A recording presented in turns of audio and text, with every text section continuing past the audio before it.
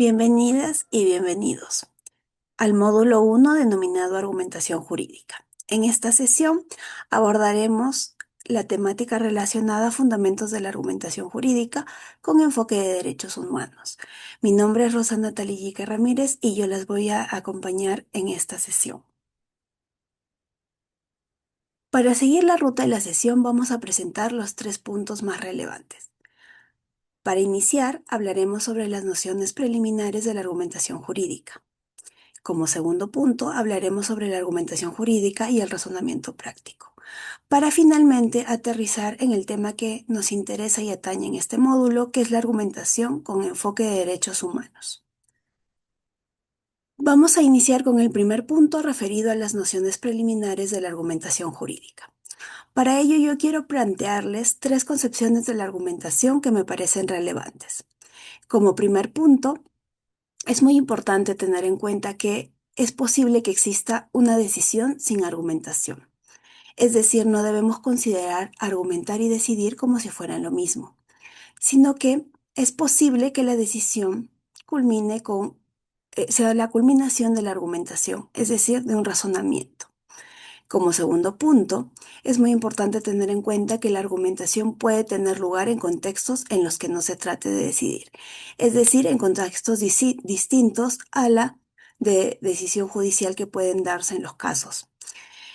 Por ejemplo, las conclusiones de nuestros argumentos pueden no necesariamente ser prácticos, como una decisión judicial, sino que también pueden ser enunciados teóricos. Un ejemplo muy claro de ello es cuando se argumenta para lograr la aprobación de una ley o de una normativa relevante. Como tercer punto, argumentar tiene lugar en un contexto de resolución de problemas. Y esto es muy importante porque atañe 2 conceptos relevantes en la argumentación jurídica. El primero es el concepto de justificación interna y el segundo es el concepto de justificación externa. El primer concepto va a hacer referencia a un carácter lógico deductivo y nos va a traer a colación al silogismo lógico, que quiere decir que de las premisas que tengamos se seguirá la conclusión. Y como segundo concepto, el referido a justificación externa, lo cual exige algo más que el carácter lógico en una argumentación, en un argumento. Busca de esa forma fundamentar las premisas. Para ejemplificar mejor estos conceptos, vamos a ver un caso ejemplificado. Para este caso, les traigo los siguientes hechos. Vamos a ponernos en el supuesto de que estamos ante una mujer que solicita un aborto terapéutico en un hospital público porque continuar con su embarazo va a poner en riesgo su salud mental. Por ejemplo, pongámonos en un supuesto de un embarazo anencefálico. No obstante, el hospital al que acude esta mujer se niega a realizar el procedimiento, alegando objeción de conciencia institucional. Por ello es que la mujer interpone una acción de amparo por vulneración de sus derechos fundamentales. Frente a este ejemplo, vamos a mostrar cuál sería la justificación interna y cuál la justificación externa posteriormente. Como hablamos en un primer punto, la justificación interna busca mostrarnos la coherencia de las premisas con las conclusiones y se puede representar a través de un silogismo lógico que muestra unas 2 premisas y la conclusión. Como premisa mayor en este caso tenemos lo siguiente. El artículo 119 del Código Penal, que menciona que el aborto no es punible cuando es practicado por un médico con el consentimiento de la paciente, cuando este es el único medio para salvar la vida de la paciente o evitar un grave mal y un mal permanente en su salud, ¿no? Y como segundo punto tenemos la Guía Técnica Nacional para la Interrupción Voluntaria, que obliga a los establecimientos de salud público a garantizar este servicio. Aquí tenemos premisas normativas relevantes para el caso concreto. Como premisa menor o premisa fáctica, debemos tener en cuenta que estaría acreditado en el caso concreto mediante informes médicos que si la mujer continúa con su embarazo, ello representará un grave riesgo para su salud física y mental, ¿no? Y en ese sentido, En el caso concreto, se cumplirían los requisitos establecidos por la guía técnica mencionada. En tanto tenemos esta premisa menor, estos hechos fácticos en el caso, la conclusión que se derivaría de las premisas antes mencionadas es la siguiente. La negativa del hospital público a realizar el aborto terapéutico sería ilegal y vulneraría los derechos fundamentales de la demandante, ¿no? Por lo que corresponde ordenar la práctica del procedimiento. Como vemos, la justificación interna en este caso sería que se sigue un orden lógico entre la premisa mayor, la premisa menor y la conclusión. A esto nos referimos cuando hablamos de justificación interna. Por otro lado, cuando hablamos de justificación externa, vamos más allá del silogismo visto anteriormente y nos centramos pues en la fundamentación de las premisas que vimos anteriormente. Y el fundamento de estas premisas podrían ser los siguientes. Claramente, la justificación externa en cualquier caso puede ser mayor o puede ser distinta, pero en el caso concreto, la justificación externa que les traigo a las premisas anteriores es la siguiente, ¿no? En el caso del derecho al aborto terapéutico, este derecho se fundamenta en otros derechos constitucionales, como lo son la vida, la salud, la integridad, la dignidad humana y el libre desarrollo de la personalidad. Asimismo, es relevante tener en cuenta que los derechos sexuales y reproductivos van a formar parte del derecho a la salud, pero también de la autonomía reproductiva de las mujeres, lo cual resulta muy relevante. En ese sentido, el Estado peruano está obligado, conforme a diversos tratados internacionales, como lo son la CEDAW y la Convención Americana de Derechos Humanos, a garantizar el acceso efectivo a servicios de salud pública, reproductiva y sin discriminación. Y como último punto, es muy importante tener en cuenta que la objeción de conciencia no puede ser una postura institucional, sino que, si bien es cierto, pueden haber personas con objeción de conciencia para practicar estos procedimientos, debe el Servicio de Salud Pública brindar la posibilidad de que existan otros médicos que practiquen el servicio y no pueden, como institución pública que está obligada a respetar los derechos fundamentales, objetar esto y decir no vamos a realizar la práctica, ¿no? Debe el Estado, a través de sus servicios de salud pública, asegurar la prestación de estos servicios legales, porque son legales como lo vimos, y admitir esta práctica evitando una barrera estructural incompatible con los derechos humanos. Ahora bien, una vez explicada la justificación interna y externa a través de un ejemplo, me parece muy importante que tengamos en cuenta algunas ideas sobre la argumentación. La argumentación siempre va a ser una acción relativa al lenguaje, porque para practicar la misma vamos a acudir pues al lenguaje en todo momento para realizar la redacción, pero también para sostener la argumentación de manera pública. Es por ello que es muy importante esta primera idea. Como segundo punto, una argumentación va a presuponer siempre la existencia de un problema, de una cuestión que se busca resolver. No necesariamente en un caso judicial que se busca tomar una decisión, sino también, por ejemplo, cuando se busca resolver un problema a través de la dación de normas jurídicas, ¿no? Como tercer punto, es importante mencionar que la argumentación es, por un lado, un proceso, es decir, una actividad, pero también se puede considerar a la misma como un producto o resultado. Como cuarto punto, y algo que quisiera que lo tengan muy en cuenta siempre, es que argumentar es una actividad racional, ¿no? Es decir, que siempre va a existir criterios para evaluar la argumentación. Los criterios no siempre van a ser los mismos, porque siempre vamos a acudir a distintos autores, pero siempre van a existir criterios para evaluar una argumentación siempre y cuando ésta sea racional. Y como último punto, la argumentación va a tener tres dimensiones que son muy relevantes: la dimensión formal, la dimensión material y la dimensión pragmática, que puede ser dialéctica o retórica. Para entender estas dimensiones y además entender la complejidad triple que tendría la argumentación en función a estas tres dimensiones, vamos a pasar a explicar unos ejemplos muy importantes. Para ello quisiera que sigamos teniendo en cuenta el ejemplo que vimos la primera parte, referido a justificación interna y externa, sobre la permisión del aborto terapéutico de manera normativa y el caso en concreto que vimos. Teniendo ello en mente, vamos a desarrollar estos ejemplos sobre la triple dimensión de la argumentación. Por un lado, cuando nos referimos pues a dimensión formal de la argumentación, estamos hablando de la estructura lógica del razonamiento, es decir, cómo se conectarían las premisas con la conclusión, la premisa normativa, la premisa fáctica con la conclusión. Al tomar, por ejemplo, el caso del aborto terapéutico, la estructura que vimos de las premisas y la conclusión del ejemplo son la dimensión formal en este caso.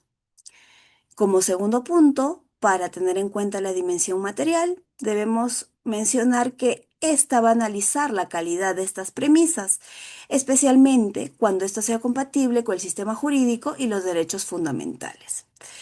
Para ello, por ejemplo, este análisis de calidad se va a realizar a través de las normas que sostienen el ordenamiento en el caso concreto que hemos visto el aborto terapéutico.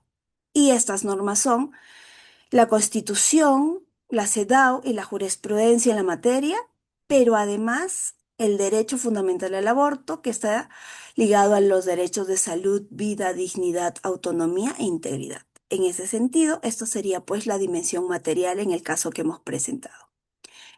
Y finalmente tenemos la dimensión pragmática. Esta dimensión va a estar referida pues al uso del lenguaje jurídico como práctica social y necesariamente va a responder a las siguientes preguntas, ¿no? ¿A quién se dirige la argumentación? ¿Con qué fines se realiza esta argumentación? ¿Y qué efectos busca producir la argumentación? Nuevamente, siguiendo el ejemplo que hemos puesto sobre la mesa, si nos preguntamos a quién se dirige la argumentación en el caso propuesto, la respuesta sería, por un lado, a la mujer, que busca que se le aplique su derecho al aborto terapéutico. Como segundo punto, a los médicos también, que se los busca convencer de que apliquen el procedimiento. Como tercer punto, al hospital también, ¿no? El hospital que no puede tomar una posición institucional, sino que tiene que responder en base a las obligaciones que tiene el Estado, porque es un agente estatal. Y como último punto, los jueces, ¿no? Porque los jueces también se los va a buscar convencer. En ese sentido, por ejemplo, el abogado de parte de la mujer buscaría convencer también a ellos. Como segundo punto, si respondemos en el caso concreto a la pregunta de que con qué fines se realiza esta argumentación, la respuesta es básica y es convencer de la legalidad de la decisión. ¿No? Como ya vimos, está permitido el aborto terapéutico debido al artículo del Código Penal y a la norma técnica en cuestión.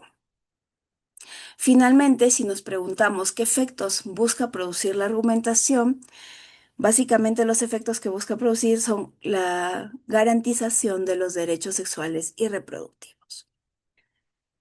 Para ver este ejemplo de manera esquemática e interiorizar la dimensión de la argumentación, les propongo el siguiente cuadro, en donde proponemos todas las dimensiones, la triple dimensión que hemos señalado. Proponemos que analiza cada una de estas dimensiones, asimismo los elementos claves de estas dimensiones y el ejemplo en el caso concreto, a manera de resumen. En ese sentido, al referirnos a la dimensión formal, lo que se busca al analizarla es la estructura lógica del razonamiento. Los elementos claves en este caso serían las premisas normativas y fácticas y la validez inferencial pues de estas premisas. Y el ejemplo en el caso concreto es que del artículo 119 del Código Penal, del riesgo acreditado para la salud de la mujer, se concluye que el hospital debe realizar el aborto terapéutico. Al hablar de la dimensión material, vamos a tener en cuenta que se analiza el contenido sustantivo de las premisas. En ese sentido, los elementos clave serían los derechos fundamentales, los principios constitucionales y los tratados de derechos humanos. Así, en el caso concreto, el aborto terapéutico protege los derechos a la salud, a la dignidad, a la integridad personal, a la vida digna, conforme pues lo que menciona la Constitución, pero también los tratados de derechos humanos como la CEDAW. Finalmente, cuando estamos hablando de la dimensión pragmática de la argumentación, el análisis de la misma estará referido al uso de discurso jurídico y de los efectos que esto puede tener en el auditorio o al público al cual se encuentra dirigido. Es importante tener en cuenta como elementos claves los destinatarios, la finalidad persuasiva que busca tener esta argumentación y las consecuencias prácticas que tendrá. En el ejemplo del caso concreto, la sentencia busca pues convencer al hospital para que puedan realizar el procedimiento, orientar además a los jueces y evitar futuras negativas al aborto terapéutico que, como ya vimos, es legal. Ahora bien, vamos a pasar al segundo punto de esta sesión, que está referido a la argumentación jurídica y al razonamiento práctico. Para ello me gustaría que tengamos en cuenta estas primeras ideas claves. Como primer punto, el derecho no es solo argumentación. Es verdad que muchos autores sostienen que el derecho en su mayoría es argumentación, es decir, en gran medida es argumentación, pero no es totalmente argumentación, pues tiene un lado burocrático, como es el lado administrativo, que no está necesariamente destinado a la argumentación. Como segundo punto, cuando hablamos de teoría de la argumentación jurídica, la mayoría de teóricos se ocupan del discurso justificativo de los jueces, es decir, del discurso que cada uno de los jueces utilizan para dar solución a un caso en concreto, ¿no? Para brindar una respuesta. Y como tercer punto, es muy importante ser conscientes de que la argumentación se aprende no solo de manera teórica, como lo estamos haciendo aquí, sino también de manera práctica. Por ello es relevante los ejemplos que estamos poniendo. En ese sentido, consideramos muy importante tener en cuenta estos campos de lo jurídico en los cuales se efectúan las argumentaciones. Por un lado, tenemos el primer campo referido a la producción o al establecimiento de normas jurídicas. Cuando hablamos de ello, es importante mencionar que para producir o establecer normas jurídicas se busca razones justificadas, ¿no? Como lo hemos mencionado pues en las primeras partes de esta videoclase. Ejemplos de ello, por ejemplo, tenemos, siguiendo el caso del aborto terapéutico, el artículo 119 del Código Penal, la norma técnica, y para establecer estas normas jurídicas hemos tenido en cuenta como razones justificadas, pues, la protección de los derechos humanos, como son los derechos sexuales y reproductivos, el derecho a la salud, el derecho a la vida digna, el derecho a la autonomía reproductiva, etcétera. Como segundo campo de lo jurídico importante es la aplicación de normas jurídicas a la resolución de casos, ¿no? En ese sentido, es importante justificar la aplicación de normas en determinados casos. En el caso del aborto, por ejemplo, está justificado aplicar el artículo 119 del Código Penal porque estamos frente a un caso en el cual la madre se encuentra en peligro, no solo para su salud, sino también para su vida. Y en ese sentido, al ver pues, los informes que la ponen en una situación difícil, la norma técnica también se justifica de ser aplicable. Entonces, es posible la intervención en este caso debido a que estamos frente a un aborto terapéutico, ¿no? En ese sentido, se justifica porque en el caso en concreto que hemos venido viendo, se aplican estas dos normas. Y como campo final de lo jurídico en el cual se efectúan las argumentaciones que les traigo, es el referido a la dogmática jurídica. Y la dogmática jurídica va a estar destinada a suministrar criterios de producción y aplicación del derecho. En ese sentido, busca ordenar y sistematizar los criterios para aplicar, pero también para producir el derecho, ¿no? Y en el caso en concreto que tenemos, los ejemplos más claros son la existencia de precedentes vinculantes y jurisprudencia que puede existir en casos similares de aborto terapéutico, ¿no?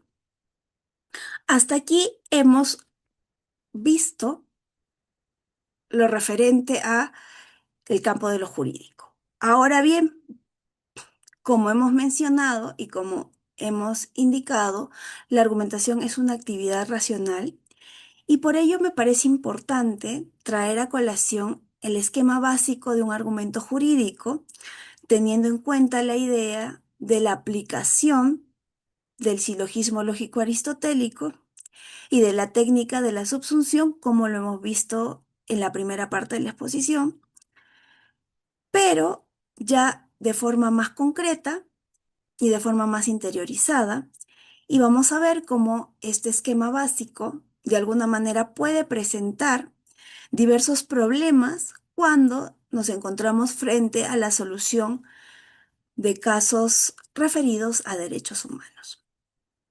El esquema básico que tenemos y que se presenta en un argumento es el esquema referido a la existencia de premisa normativa, donde tenemos un supuesto normativo, una norma. Como segundo punto tenemos la premisa fáctica o los hechos o indicios en un caso concreto, hechos interpretados. Y finalmente tenemos la conclusión. Esta conclusión a la cual se va a arribar es en función de las premisas y a través de un procedimiento denominado subsunción. Como vamos a ver más adelante, este procedimiento es bastante sencillo de realizar cuando estamos frente a normas reglas, pero a continuación vamos a explicar ello. Ahora bien, para entender el ejemplo del silogismo lógico aristotélico y los conceptos dados en la diapositiva anterior, vamos a mostrar el siguiente caso. En este caso, pues, estamos ante la premisa normativa del artículo 7 de la Ley General de Salud, que menciona que toda persona tiene derecho a recurrir al tratamiento de su infertilidad, así como a procrear a través del uso de técnicas de reproducción asistida, siempre y cuando la condición de madre genética y de madre gestante recaigan sobre la misma persona. En el caso en concreto, tenemos que Juana desea tener un hijo con Pedro, pero no es posible que se lleve una inseminación natural por una condición particular que presenta Pedro, por lo cual busca de alguna manera una solución a su caso. Cuando tenemos en cuenta la premisa fáctica y la premisa normativa, es posible realizar un procedimiento subsuntivo para llegar a la conclusión siguiente. Es así que, en virtud al artículo 7 de la Ley General de Salud, es posible que Juana sea sometida a una inseminación artificial para lograr procrear. Como vemos, estamos en un supuesto en el cual la norma aplicable, la norma regla que tenemos, es perfectamente aplicable al caso concreto y a través de un procedimiento de subsunción es posible llegar a una solución. No obstante, vamos a ver que existirán supuestos en los cuales la norma señalada no es aplicable, pero estamos frente a casos de derechos humanos, ¿no? En el caso que les traigo, la premisa normativa sigue siendo la mencionada en el caso anterior, referida al artículo 7 de la Ley General de Salud, que pues nos brinda el derecho a todas las personas en el territorio peruano a tratar nuestra infertilidad, ¿no? Y procrear a través de técnicas de reproducción asistida. No obstante, en el caso concreto, la premisa fáctica es la siguiente. Juana dona su material genético para que su hermana Andrea pueda gestar a su hija. En ese sentido, tenemos que la madre genética y la madre gestante no serían la misma persona. Entonces, ¿a qué conclusión arribamos? ¿Es posible aplicar el procedimiento de subsuntivo en este caso? Tenemos que la premisa fáctica parece no encajar en la premisa normativa y algunos autores dirán que lo que menciona el artículo 7 es una prohibición tácita. No obstante, personas que consideramos la protección de derechos humanos importante, No creemos que esa es la solución y que además en los casos de prohibición, la prohibición debería ser expresa. Como vemos, aquí no es tan sencillo solucionar el caso como en el supuesto anterior. Es por ello que antes de adentrarnos en la argumentación jurídica con enfoque de derechos humanos, debemos tener en cuenta los siguientes conceptos: el concepto de norma regla y el concepto de principio. Cuando hablamos de norma regla, estamos en el primer supuesto del caso visto, ¿no? En el cual Pedro no puede inseminar naturalmente a su esposa, pero lo puede hacer a través de un procedimiento de inseminación artificial en donde se aplica claramente la regla del artículo 7 de la Ley General de Salud. En ese sentido, cuando hablamos de norma regla, estamos pues frente a supuestos hipotéticos normativos que de alguna manera van a ser aplicables a la realidad, ya sea por un juez que verifica si la conducta descrita se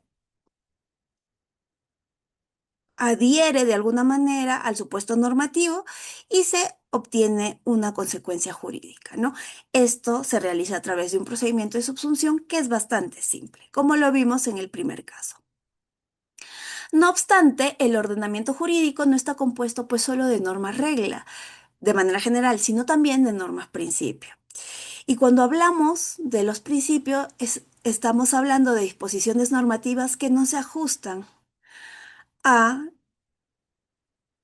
la estructura que nos muestran las normas regla, es decir, una estructura tradicional, ¿no? Y muy defendida por el positivismo, sino que más bien es una configuración más abierta, ¿no? El contenido normativo es más amplio. Y es así que muchos autores como Dworkin los llama principios o como Robert Aretzi los llama mandatos de optimización, porque en estos casos no se va a aplicar directamente pues una subsunción, sino que habrá que realizar un proceso argumentativo distinto y un proceso de análisis distinto. ¿Por qué cuando hablamos en los casos de derechos humanos sobre un enfoque distinto estamos hablando prioritariamente de normas regla, de normas principio? Porque en muchos casos pues no se va a aplicar una norma regla y lo que se va a buscar es que el derecho se cumpla en grados y de una medida que sea posible lograr el respeto y la optimización de estos derechos. Una vez tenido en cuenta todo esto, vamos al tercer punto de nuestra sesión de hoy y que es el referido a la argumentación con enfoque de derechos humanos, ¿no? Para ello, hay que tener en cuenta que los derechos humanos, pues, son orientadores de conducta para la protección, salvaguarda y realización de un bien jurídico en específico. Y cuando hablamos de bienes jurídicos en específicos, estamos hablando de aquel bien que no tiene una definición categórica o inmutable, ¿no? Sino que va a estar referido a un concepto más dinámico que va a depender de las necesidades y circunstancias que imponen un contexto sociocultural. En ese sentido, como hemos visto, la subsunción no es el método más relevante para resolver todos los casos que conciernen a derechos humanos. De hecho, es posible que algunos casos puedan ser solucionables a través de la subsunción y tomando en cuenta pues el silogismo lógico aristotélico, tomando en cuenta el contenido de la norma y la estructura de los argumentos. Pero para otros casos, el contenido de la norma, como lo vimos en el último ejemplo, es limitado y la estructura de los argumentos no es tan simple entre la relación de hecho y derecho. ¿Por qué nos parece relevante mostrarles una argumentación jurídica con enfoque de derechos humanos? Porque la misma va a estar destinada a cumplir las siguientes pretensiones. Por un lado, determinar los alcances de los derechos fundamentales afectados, es decir, su contenido esencial, su contenido no esencial, los límites internos o externos que pueda tener este derecho. Como segundo punto, otra pretensión muy relevante a cumplir cuando estamos frente a casos de derechos humanos es determinar si se cumple o no con las obligaciones que el Estado tiene respecto a estos derechos. porque el Estado, como vamos a ver en las siguientes videoclases, va a tener ciertas obligaciones que cumplir en función de los derechos fundamentales. Y como última pretensión a cumplir es que en caso de que exista algún incumplimiento en las obligaciones del Estado en relación a estos derechos, se deben determinar medidas integrales de reparación, porque estamos frente a derechos humanos que son muy importantes. Ahora bien, cuando argumentamos también teniendo en cuenta los derechos humanos, debemos ser conscientes de que existe un doble enfoque al hablar de derecho humano. Porque por un lado tenemos al titular, que es quien tendrá la facultad de ejercer el derecho, pero correlativamente al titular tendremos a una autoridad que será la encargada de cumplir las obligaciones correlativas que tiene el Estado con este derecho y asimismo con el titular de este derecho. Así, en una argumentación con derechos humanos, vamos a tener en cuenta que el argumento va a valorar de todas maneras que los derechos fueron ejercidos y en qué condiciones fueron ejercidos esos derechos, ¿no? Que en muchos casos distintos, ello no es tan relevante. Y finalmente, las argumentaciones van a ser de alguna manera una red de pretensiones que va a estar articulada en torno a un objetivo común, que será garantizar el ejercicio de estos derechos. Como último punto que me parece importante tener en cuenta, al momento de realizar una argumentación con derechos humanos, son los siguientes. Cuando estamos frente a casos de derechos humanos, identificar la desigualdad a la que se han venido sometiendo las personas afectadas de manera sistemática e histórica es muy relevante, ya que tendremos en muchos casos a personas que no pertenecen al grupo mayoritario y por eso va a resultar relevante identificar las desigualdades.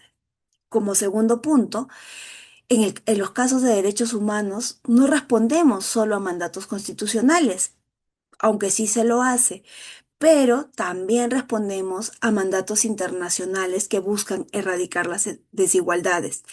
¿Y por qué los casos de derechos humanos, los mandatos internacionales son importantes? Porque estamos frente a obligaciones estatales asumidas a través de la firma de un tratado, a las cuales deberemos responder en estos casos. Como tercer punto, es muy importante que demos importancia a la formación jurídica adecuada en todo sentido. Es decir, si bien podemos conocer nuestra materia de manera óptima, también es muy importante conocer temas relacionados con no solo argumentación jurídica, sino derechos humanos o enfoques importantes para resolver los casos que sobre derechos humanos se puedan presentar.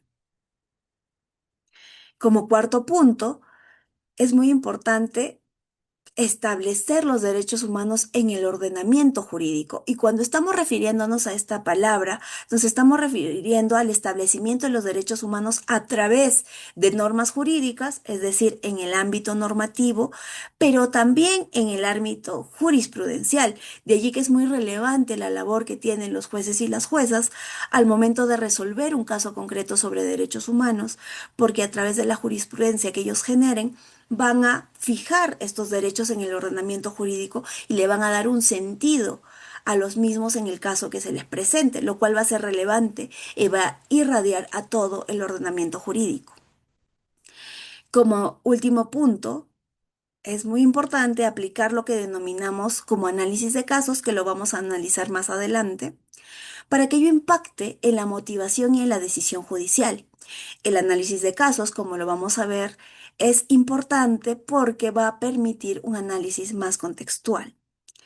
Y finalmente, es sumamente relevante que tengamos claro lo que es y lo que no es enfoque de derechos humanos para evitar de alguna manera interferencias innecesarias, porque cuando hablamos del enfoque de derechos humanos, estamos hablando de materiales normativos que van a ser relevantes en estos casos concretos y además de enfoques distintos que van a tomar en cuenta a las personas, a sus derechos y a las afectaciones, pero también a las obligaciones estatales.